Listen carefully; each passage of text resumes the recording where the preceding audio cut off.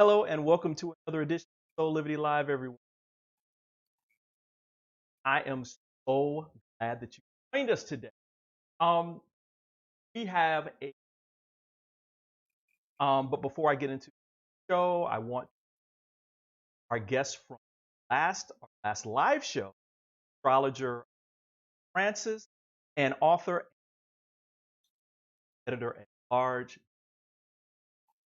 Um, if you missed it, go to see you'll see it on our website at .com and watch it on available 24 hours a day. Now, I also want to congratulate our winners, our first book club giveaway, which is in part a collaboration with Non-Word Publishing. We had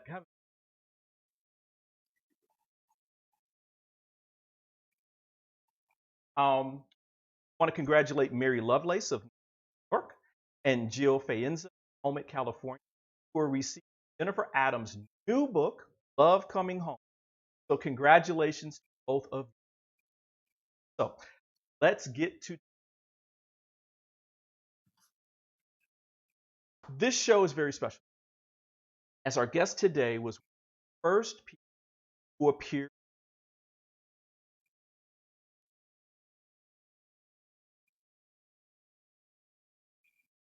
on the journey, coupled with his story of great what can happen, dedicate your life to passion and purpose.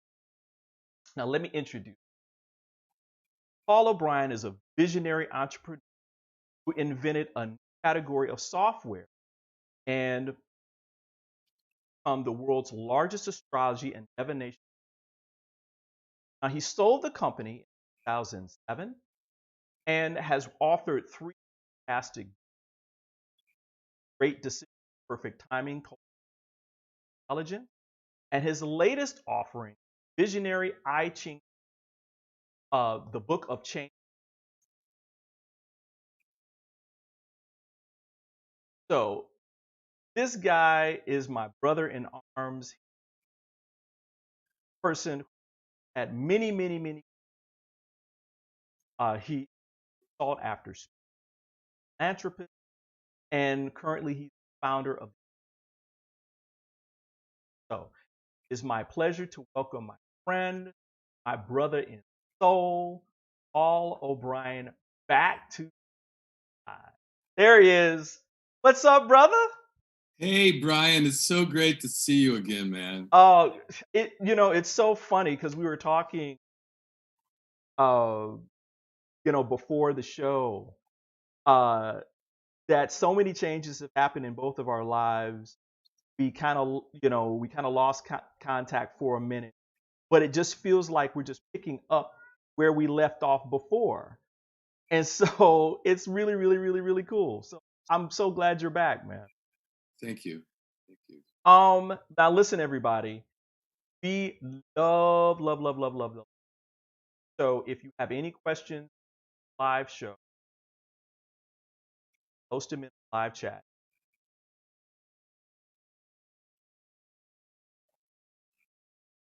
Paul, so I think some people may be new to who you are. So what I would like to do is start from the process of kind of intro. Um, you're known as the father of divination software. How did that all come out to be?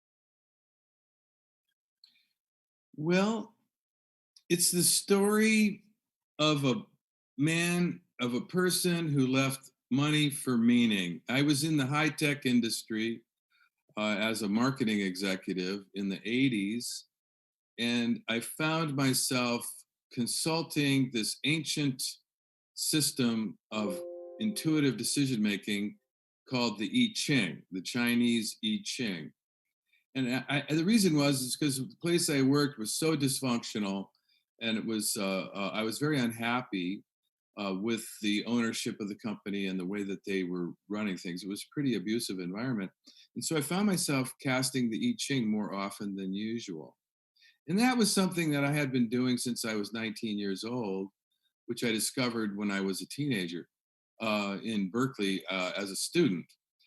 And the I Ching is the oldest book in the world, but it's more than a book. It's a divination system, which means it can be used to answer questions or to give insight or advice or some predictive intelligence around issues that logic can't handle. And Brian, as we know, there are all kinds of important issues in life that logic can't handle, like relationships, negotiations, timing, attitude, all kinds of really important parenting, all kinds of really important things that logic can only go so far. And so I had always used the I Ching throughout my adult life to inform every big decision that I ever had to make. Now, I wasn't basically expecting it to tell me exactly what to do, but I knew that it was a way to stimulate my intuition to think outside the box. And so here I was at work in the late 80s as a VP of marketing for a high tech company. and I was using the I Ching at work, and I had never done that before, but it was such a brutal environment. And basically, what you get from Eastern wisdom, like I was in the martial arts when I was 19, and so that's when I discovered the I Ching and became turned on to Chinese philosophy. And in the martial arts, it's understood that there's three ways to deal with anything that's confronting you. You can either assert yourself, or you can do nothing and let the clouds of disturbance pass, or you can retreat, or in some cases, run like hell. And there's no shame in any of that. And you have those three options. But in the West, we don't seem to know this. You know, we have one approach to every problem, and that is assert yourself and fix it as fast as you can. Um, you know, deal with it in an aggressive sort of way. And that's the type A personality. And so it was helping me at work realize, well, sometimes you don't have to do anything. You just wait and it's going to pass. And that's the most skillful thing to do. And sometimes it's a time to retreat. So I was using it to just try to maintain my balance. And I still use it for that to this day. And so I was doing it at work, and then I had this idea. I thought, gosh, dang it, I wish I could do this on my computer in a kind of a surreptitious way that wasn't going to be so obvious, because it involved casting coins and looking up the pattern that you got in a big book and interpreting that pattern relative to whatever question or issue was on your mind. And that was kind of a cumbersome thing to do. And here I am in this high-tech company. I'm the only right-brain person in there. Everybody else is an engineer. And, you know, I didn't, you know, I had to go, you know, hide in a closet if I wanted to consult it. So that's when I got the idea of putting it on the computer, and actually conjured up what was one of the very first multimedia programs in 1988. In 1988, multimedia meant a slideshow and a tape recorder. You know, that we didn't have CD-ROMs for another 5 years. So I did it. We were a Macintosh company, an early Macintosh company, and so that's a graphical interface. And so you had to load multiple floppy disks in order to get the art. So in effect, I was creating one of the first multimedia titles, and I didn't even know it. I wasn't like expecting it. I was just doing it out of love. I thought, wow, wouldn't this be cool? And so I hired a programmer from outside the company. I hired an artist, and I was moonlighting, developing the software, which is something I had never done before, because I was always the marketing guy selling the sterile, high tech data communication stuff. And so that got me going. And I spent my entire life savings at the time to pay this programmer and this artist to create this multimedia version of an I Ching experience.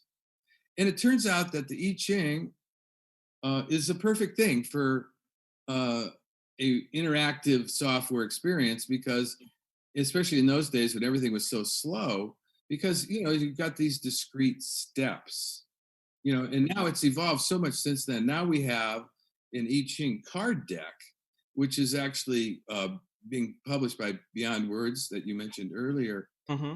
and it's beautiful. And because in the meantime, we incorporated a lot of art and have 64 paintings for each of the I Ching hexagrams. So that's how I became an entrepreneur. I created this thing basically out of love. Never thought that it would amount to anything financially. You know, it was kind of an offbeat product. And in 1989, nobody knew what the I Ching, anybody who bought software didn't know what the I Ching was and didn't care. And so it was kind of the dumbest business idea ever. You know, if I'd have gone on Shark Tank, I would have gotten eaten alive. But I was so motivated because I loved the idea of it. And that's what propelled me, is basically it was coming out of my heart. I love the I Ching. I was inspired by the vision of multimedia software. And so that's how I became a Wow. author. You know, and again, just did this out of love, right? We're in this place, you were like, wow, I want to do this for myself, and I wonder if I can. And you didn't know where this was going. Oh yeah.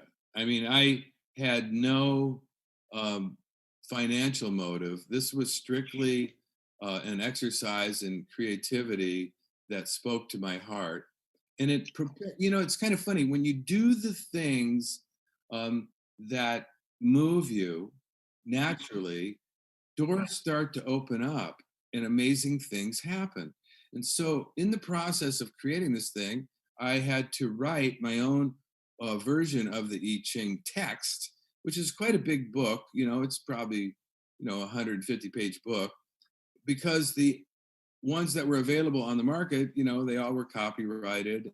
And the ones that were in the public domain were so arcane, so ancient translations of an ancient book that they didn't really relate to modern times that much. So I wanted to, and they were also they were patriarchal, they were militaristic, they would refer to the superior man, and they talk about the armies marching to the Southwest, and none of which makes any sense in our modern times.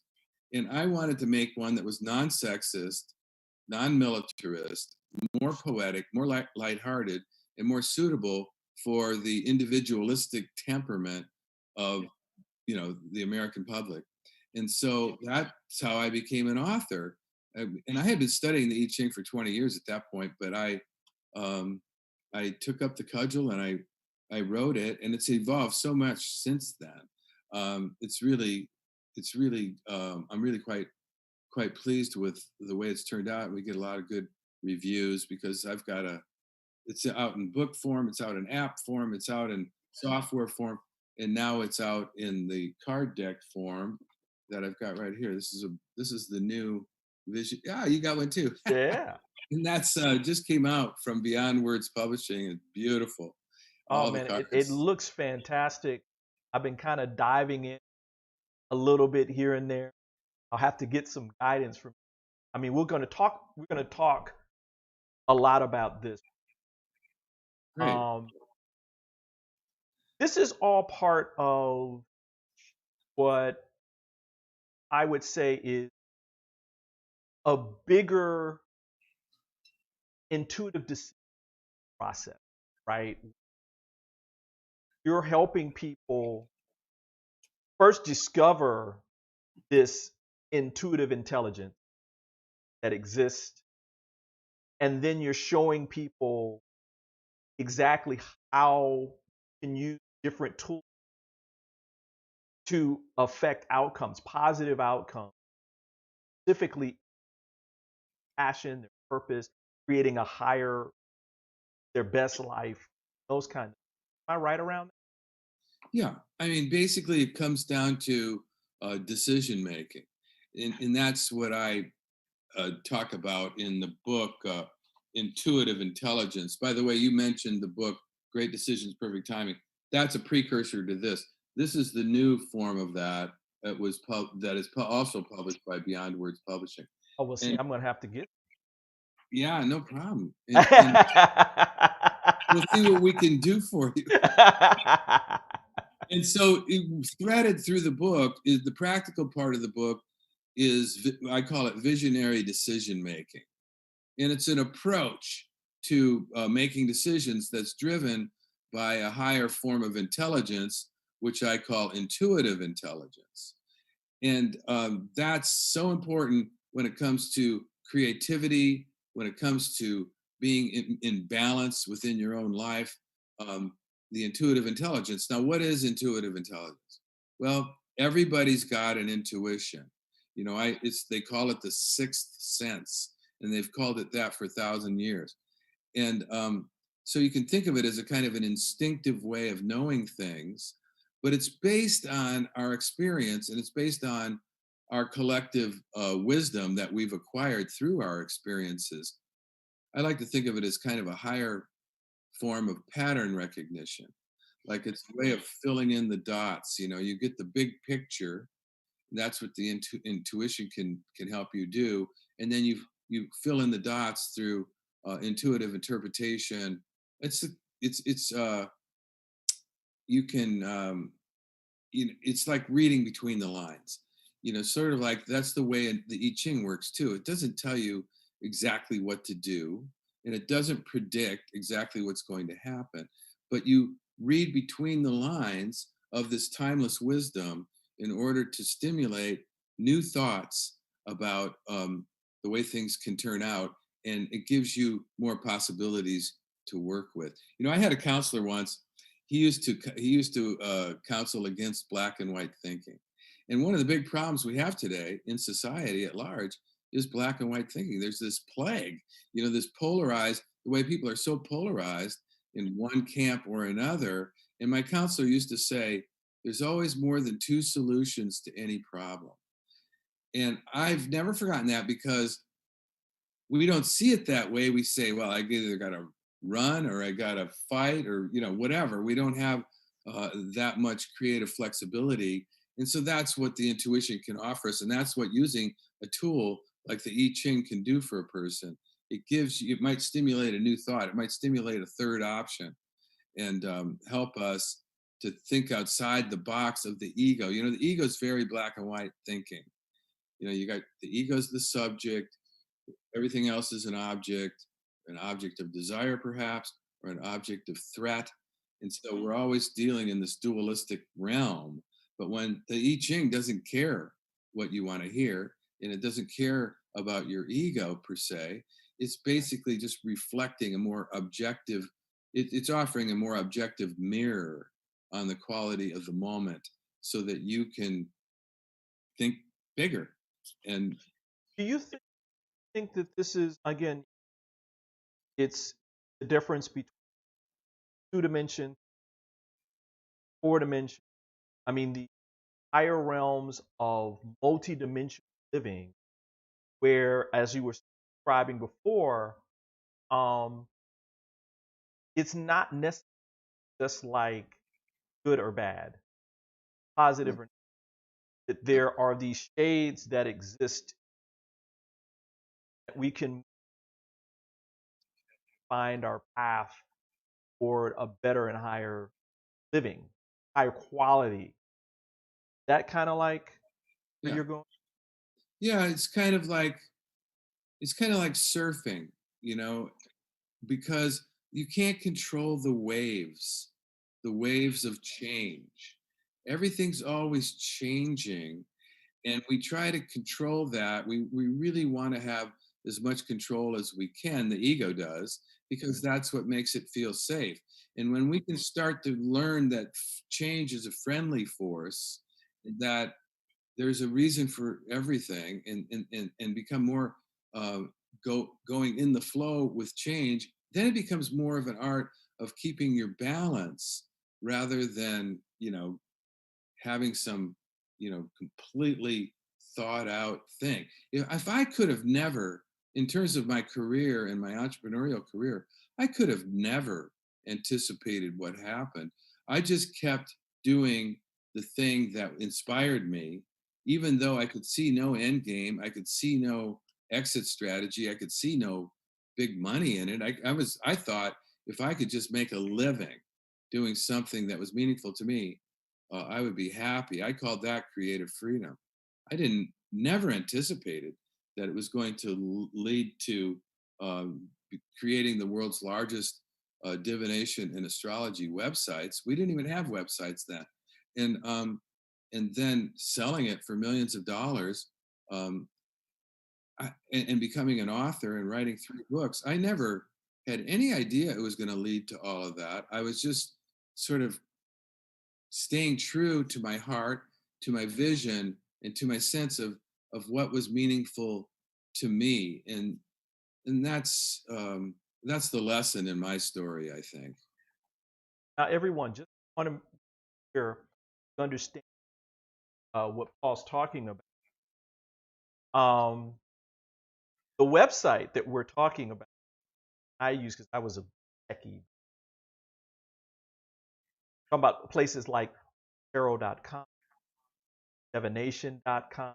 These are and then there was the linkage between those and AOL, and it was the dial-up. So, when you would go to the dial up and you'd see the menu screen and you could get your astrology or whatever, that was Paul. That was Paul's invention. So, and that was all born out of, hey, I wonder if I could do that. Like, there's got to be an easier way for me to study and be immersed. These processes help us move into a best life. Um, you you have a lot of effect for Carl Jung. Um, Tell us about how his philosophy and the importance of the collective Right. The collective unconscious is what he called it. I like to refer to it as infinite intelligence, and I think of it as a reservoir. But what was significant about Jung's work, he was a great psychologist, the founder of depth psychology, and he was a compatriot of Sigmund Freud in the earliest days. But they had a falling out, and it was basically over a number of things, but it was basically over the nature of the unconscious mind. And Can you Freud, imagine that? Can you imagine the two of them? well, yeah, and Freud was, he was the big shot and he was the founder of psychology and all of that. Right. And so he basically sort of banned Jung. I mean, he distanced himself from Jung because Jung didn't agree with Freud's concept of the unconscious mind. And Freud's concept of the unconscious mind was the personal unconscious, which was a reservoir of all these dark drives and needs and these primitive urges that were demonic, that were, going to cause all kinds of problems if you didn't clamp a lid on it. You had this thing called the superego, which was to control the id, which was the demonic aspect of the subconscious mind. So that was his view of the subconscious. And Jung, was a student of all of these different cultures and spiritual systems. And he said, no, that's not the whole story.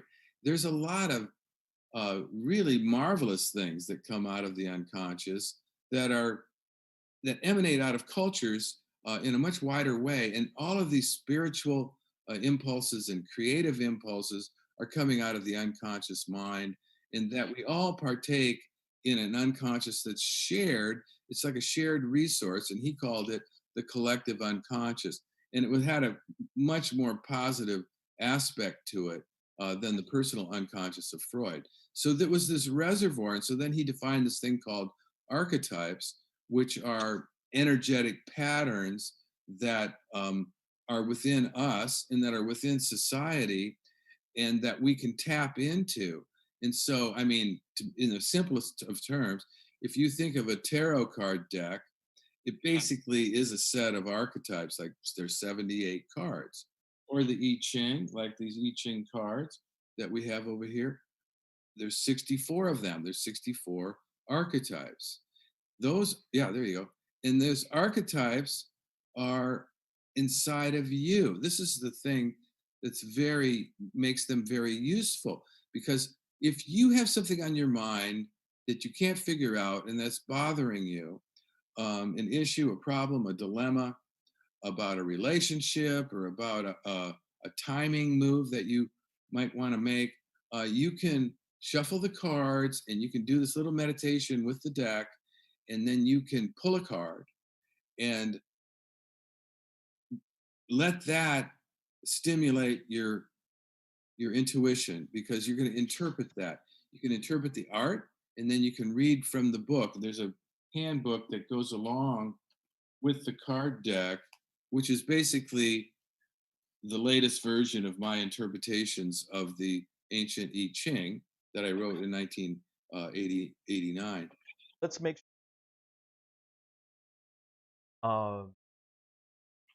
I'm getting teaching cards and utilizing puts you in the present moment first and right, whatever that moment is. That's right. And Yeah. that when you are shuffling the cards and you pick a card, it's not random, right? This is You picked that card at that time for a divine reason. That intuitive intelligence provided that card, and that could be. It might not. It may be. It not might be the end, but could be the beginning of a journey. May it be short, long, whatever it is for you at that moment. So Carl Jung had a word for that, and that's another one of his great concepts that has inspired me and helped me in my life so much. It's called synchronicity. And he defines synchronicity basically as a meaningful coincidence. So we see that idea reflected in certain sayings like there are no accidents or everything happens for a reason.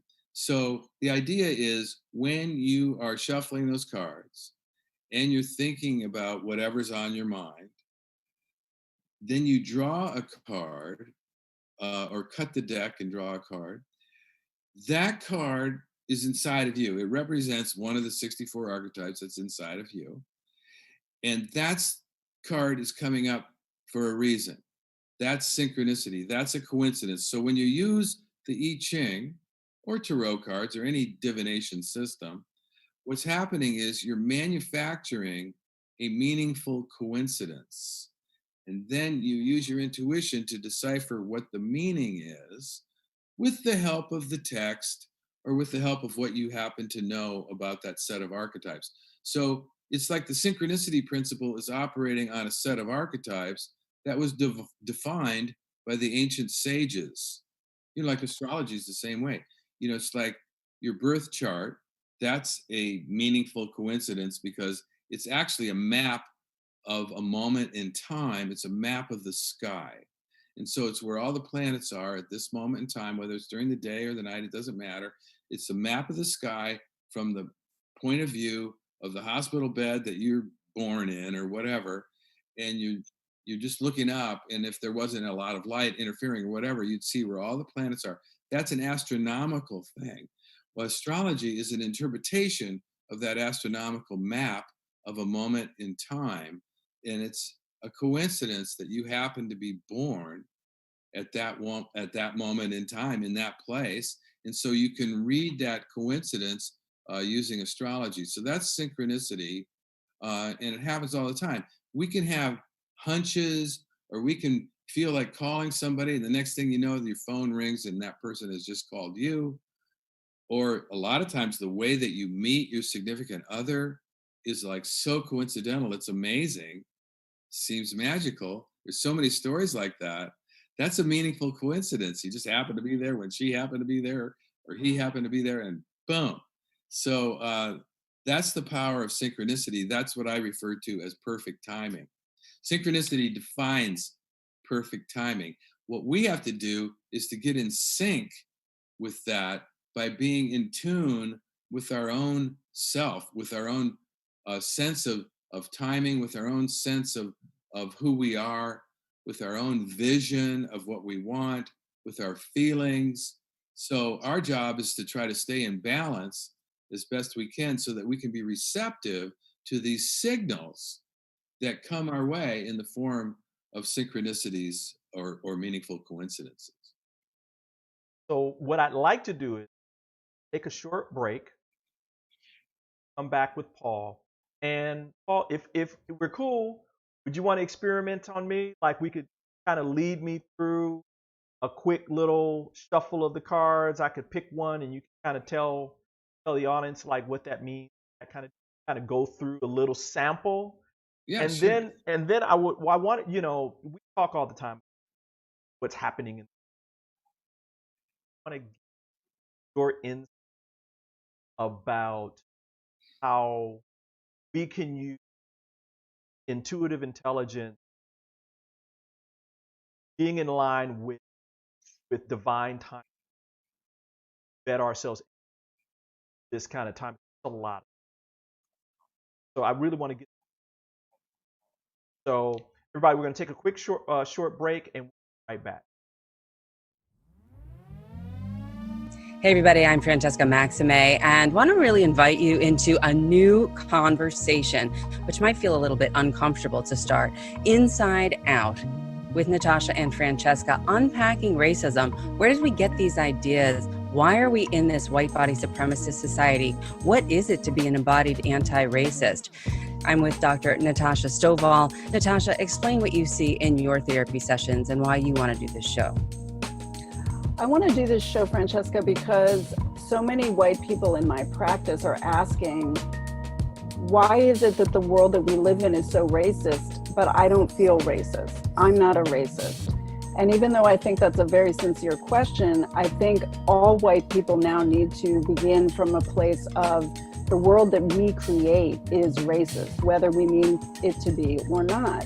So how do we understand and start to change the ways that we have learned, whether it's something we're aware of learning, if anyone who taught us was aware that that's what they were teaching us, how can we help them stop practicing racism even when they don't feel racist? So that's right. Where we're starting from, and we're going to go from there. And yeah, it's going to be uncomfortable, but that's what therapy is all about, and that's what therapists are good at.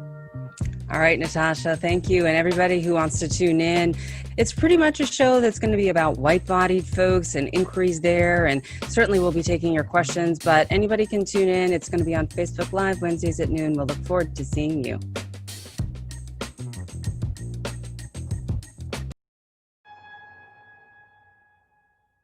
Have you ever asked the question, if I was to be anything, what would I be? Regardless of money, regardless of status, beyond popularity and fame, living your passion, feeling your life has purpose. SOULIVITY is a space to nurture that which lives in all of us. A place where work can become play, and doing what we love creates the dreams of a lifetime.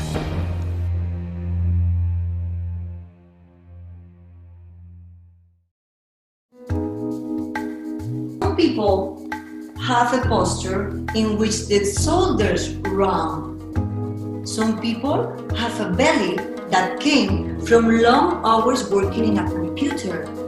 Driving, grabbing your baby, the posture changes with your lifestyle. So we have to reprogram our posture in order to have a better lifestyle. So what is important here to know? Our core, the house of our body, with the roof here, the diaphragm, with the pelvic floor that is the ground, and the whole core muscles are the walls of the house, have to work properly in order to have a good posture and a good movement. Watch Body Fit with Alexa Marine every Monday and Thursday at 9 a.m. right here on SOULIVITY TV.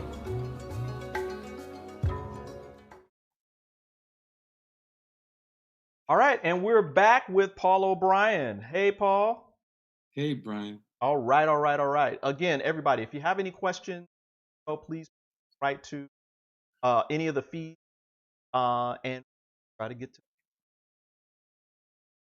So, Paul, we said before that have your visionary I Ching, and what I'd like to do, kind of guide me. I kind of already shuffled them. Guide me through the process and do a quick kind of read. What card I? You down for that? Yeah, that's fine. All right. So I've shuffled these. I'll give them another quick little. I wish we had some. Da, da, da, da, da. Da, da, da, da, da. Da, da, da. Oh, that's a date. It needs a little work. I know. All right, so I'm gonna pick a card off the top, right, or pick any card that's in here. No, cut the deck and pick one out of the middle. Okay. Are you thinking about something? Yes. Okay. Okay. Uh, the one in the middle, and the middle is all right. Everybody, I'm gonna card. Wow, that's a great card, Brian. Enthusiasm. That's the card that I got. That's the hexagram I got when I was asking the I Ching in 1988 if I should create a software version of it.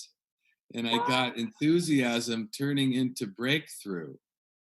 So, okay, that's number 16. Uh-huh. That's a really positive. I don't know what you were thinking about. You want to share it with us? So yes, I can. So everyone, I've been doing this online platform. I started this call, and call was one very first video interview. This was even before we were streaming, right? Remember that, Paul? We did Yeah. that long interview, Yeah. and we are doing things now to take this level. And you get, Paul, as you know, get to the point at which it goes in, and you start from complete universal principle. Start from complete one phase. You can feel that completion coming. Then you're preparing yourself for the start of the. And so that's what was going on, everybody. There's so much that we're going to be support you that globally. I mean, we are a global platform. So that was Oh, that's beautiful. Because this card, enthusiasm, which I'm looking up in the book right now, it's the very first sentence says, enthusiasm unleashes enormous creative energy. The effect is like powerful music that inspires great numbers of people, loosening constraints and sprouting new opportunities. You couldn't have got a more encouraging reading relative to what you're doing and what you were thinking about. And I want to just point out that the I Ching is a set of 64 archetypes. You got one of them came up for this reading, and they're not all that pleasant. There's a lot of them about like falling apart, or there's any number of them that are the shadow side of things, or the represent challenges, and then it gives you guidance on um, how to navigate those challenges. So you got a particularly positive, inspiring one. And if you wanted to get a more specific reading, you could draw another card and compare it and figure out where the changing lines are. And that's a little more complex than we probably want to do right now. But sometimes I just take the deck, and I have a morning meditation practice. And sometimes I'll just shuffle the deck and pick a card, and let that card sort of be an object of meditation for me, and sort of like direct me through my day. So I would encourage you to go read that chapter 16, and let it infuse you with enthusiasm, because you're obviously on the right path. I mean, it's a very auspicious card to pull. that. Hey, Yeah. I'm glad I didn't pull one of the other.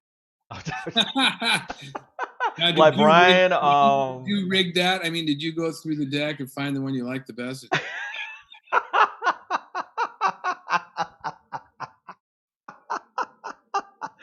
Hey, and Scout's honor, I did not that one before.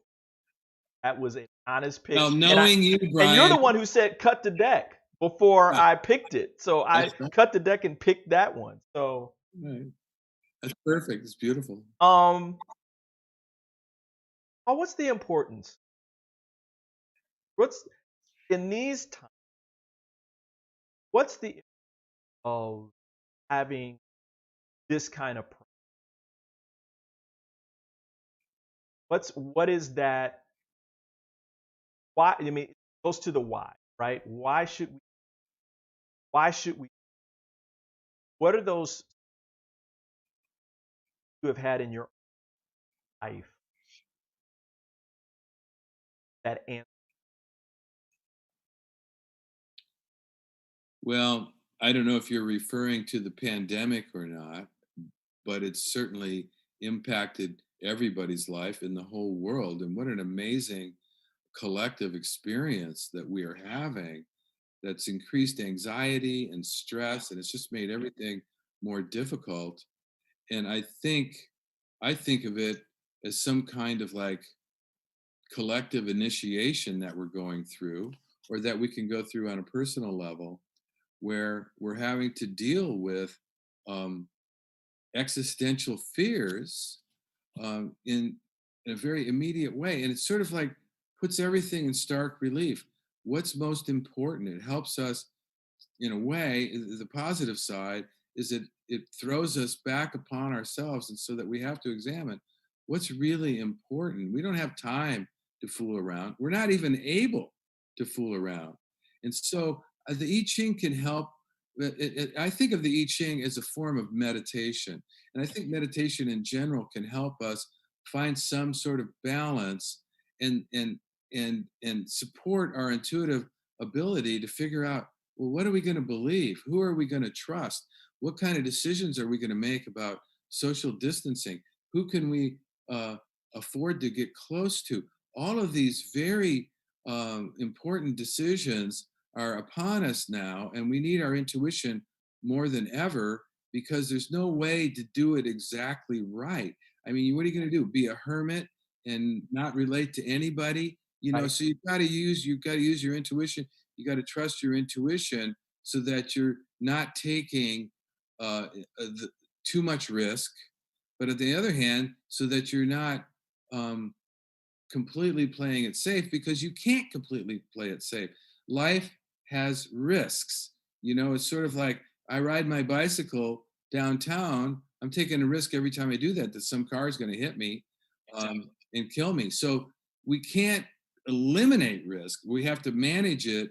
And the best tool for doing that is our intuition, coupled with our brain too. I mean, we have to use logic, and we have to trust science and listen to the opinions of experts. But at the end of the day, we have to make our own decisions. So I find that using the I Ching is helping me kind of remain cognizant of the bigger picture, so that I don't just kind of wallow in depression and anxiety, which is a real challenge these days. I mean, the levels of anxiety and depression are going sky high, and this is a kind of a tough situation that we're in. Nobody needs to hear me say that, but I think the I Ching is one tool that can help us be more resilient. And resilience is the quality that we really need to call upon the most right now. And what is resilience?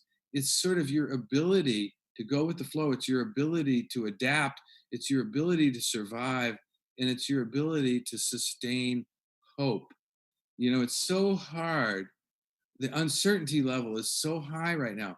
Are we going to get a vaccine? Are we ever going to get a vaccine? Who knows? Nobody can see the light at the end of this tunnel. And that makes it like even more difficult to cope with. So we need all the spiritual help we can get. And I think of the I Ching as a spiritual technology that helps put us in touch with the nature of the universe, with the spirit of nature itself, and the times that we're living in.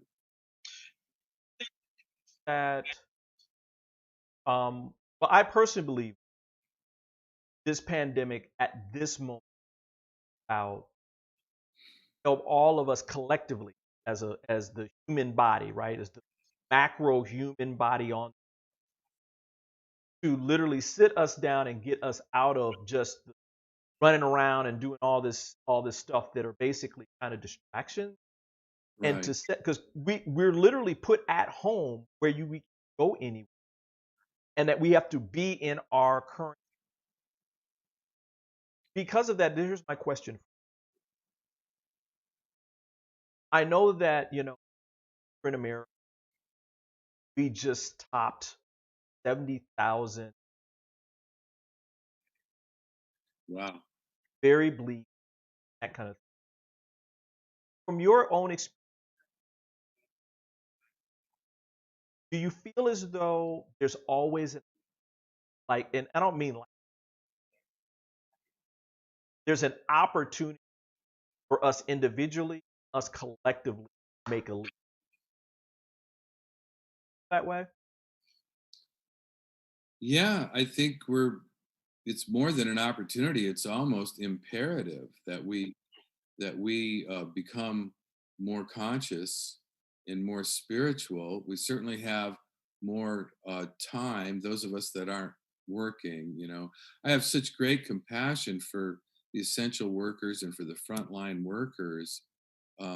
God, so heroic, and it's in the communities of color and ethnic communities that live in large groups of large extended families, and these are the people that are going out and serving as janitors in the assisted living facilities, etc. And then they're coming. Oh, it's just, you got to have so much compassion. I think we're in the middle of a revolution, and I'm not talking about the protests or Right. Black Lives Matter specifically. I think it's much bigger than that. We're having to rethink capitalism. We're having to rethink how what we require of people in order to survive, and how prejudicial that is. Um, yeah, this is a revolutionary event, and I'm not going to pretend that I have the ability to predict how it's going to turn out or what the future is. And this election is hugely important. But things are changing. Things are changing. We can't continue doing things the way that we've done them before. And so much consciousness is coming to the forefront. I mean, this Black Lives Matter is like a perfect example of, I think it's been supported by the pandemic, because the pandemic is forcing us to be serious. It's forcing us to look at these issues. You know, I totally agree. Let's pull this through because I like where this is. Everyone, this is all, you know, you have to engage reality where you are in your life and utilize, you know, types of tools that help guide you. I find it that, I mean, you know, take the you know, partly take politics, but I look at the country where a strong base, right, where it's collective. Like when these things happen, we all come together, collectively try to solve this, band together. Most of all those countries are basically open. They've kind of moved into another phase of economy. Meanwhile, again, to your point about capitalism, we're struggling. And there's fighting going on between how we collectively should move forward when facts are facts about what's going on with this pandemic, right? Yeah. And that us being at home, again, the Black Lives Matter. I mean, facts are facts. It's like, you know, you can't get away from it. You can't get distracted again. Like Yeah. it's right there in front of your. Right. Yeah, no, America's got a big problem. We have a highly uneducated population that is being bombarded with misinformation and what they call fake news. And I'm not talking about the news that's reporting on the expert opinions on the virus. I'm talking about political movements that basically represent a form of capitalism that's predatory and that depends upon taking advantage of people for the sake of profits. It's just it's just an amazingly obscene system where we worship money, and we have a political movement that basically doesn't care about anything but money and power. and then it's putting out all of this misinformation. It's horrible, and it's going to take everything we've got to get through this without losing our minds. And that's why I promote intuitive intelligence. And we've been talking a lot about the I Ching, but I not just to plug the book, but I want to encourage uh, people to look at all the ways that you can tap into intuitive intelligence. Divination is just one of them. There's a chapter in the book, Intuitive Intelligence, on the I Ching and on how to use it and how to get the most benefit out of it. That's very useful for people. But there's so many other things in there about dream interpretation, meditation, mindfulness, all the different ways of calming yourself down so that you can actually be receptive to this quiet voice of the intuitive intelligence. Because when we have strong feelings of fear or panic or anger or jealousy, we can't access our intuition. Intuition doesn't show up in the form of strong, passionate feelings. It shows up it has a more quiet voice that we can't hear if we're totally distracted or traumatized. And so, it's kind of hard to not be traumatized if you watch the news very much. It's hard to maintain your balance. So, I hope that people don't give up. I'm talking to myself. I mean, you again. I mean, this is a time at which I think we have to go inward. I mean, last live show, astrologer, another person who right. these kind of things, was also this life coach, saying that look, there's things happening right now that won't happen again for centuries. Let's hope not. I mean, again, like she said, the alignments of I think Oh, it was 753 years from now. It only happens, that kind of cycle. right. And she was saying you have to go inward. You have to get still. You have to quiet all this stuff out around you. Hear what's going on. Couple more questions. Your intuition.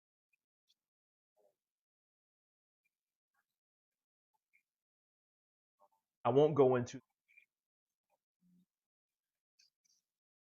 um and what you've done actually get this given back a hell of a lot. How do you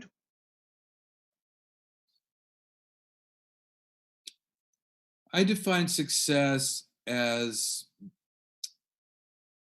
coming into yourself such that you not only get what you want, you grow into who you really are. So it has to do with being in alignment with your nature. And that we can come to that through a process of self-discovery. So success should be defined by each individual in terms of what their highest values are, and not in terms of the world's definitions of money and power, because those things cannot make you happy in and of themselves. So I would say success, or the achievement of success, is finding a way to have a life that's balanced, that includes joy, because you're in alignment with who you are and what you're meant to do. My favorite slogan, which I invented, and I put it in the book, Intuitive Intelligence, is take the risks that grow you. And the process of success, and to be successful as an entrepreneur, I always used to tell people, I used to give talks on this, and there was 3 factors: resourcefulness, perseverance, and serendipity. Serendipity is good timing, and that can be helped by using divination to make better decisions. Resourcefulness, that could be external resources, like somebody's an investor, or you have financial resources. But what I'm thinking of, if you don't have that, then you've got to be more scrappy. You've got to take some risks. You got to follow your hunches and find it with the creative power that's within you. And then perseverance, which I applaud you for, Brian. The way you've been plugging away at this show for 4 years now. It's incredible. That's perseverance. That's determination. That's never say die. You're not going to give up because you're committed to something that's organic. So I like to define success as the organic out picturing of what's natural for you to want and strive for. I'm going to. That's for today is that we're back together again. I love it. Would you come back? Would you come back and we can talk even more? Maybe we can dive back into intelligence, target something specific, grab hold, what it means practically. I'd love to. I really like hanging out with you, Brian. Oh man, right back at you, brother. Right back at you. Hang on for a second. We've got some great things to tell everybody about. So first and foremost, as we were talking about at the top of the show, off an exciting new collaboration, publishing, and we are doing giveaways to celebrate. But if you want a chance to receive a great giveaway from Words, need to join Inspiration Facebook. We're going to be posting details about all the fantastic gifts we have. In fact, this week's giveaway, of course,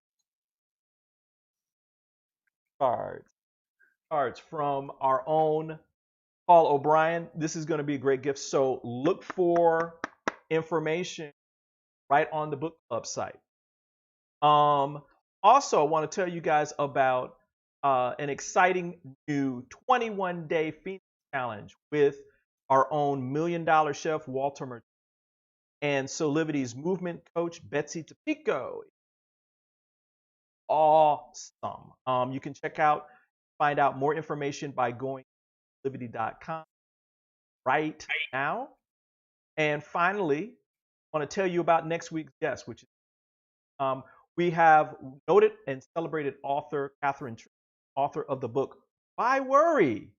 Catherine has written and co-authored more than 100 articles, health publications, as well as published articles in Main Street publications, Psychology Today.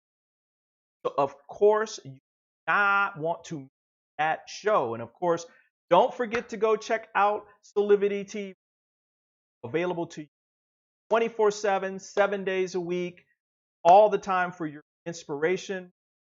Airing tomorrow live right here on our platform is going to be morning yoga with Kyla at noon. And, of course, live with Jesse and Melva, or I call at 5:30 p.m.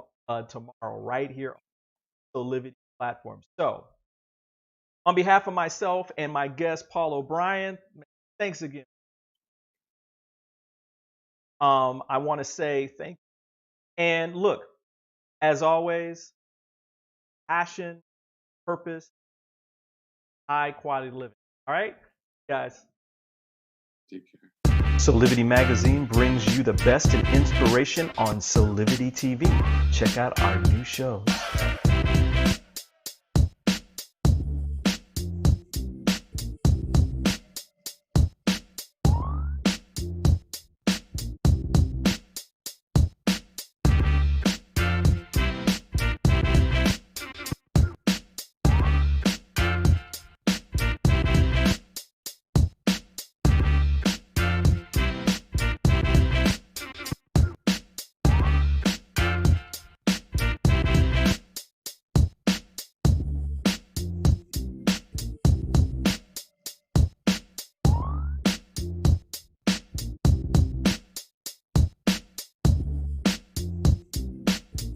Mark your calendars for Soulivity Magazine shows by going to soulivity.com now.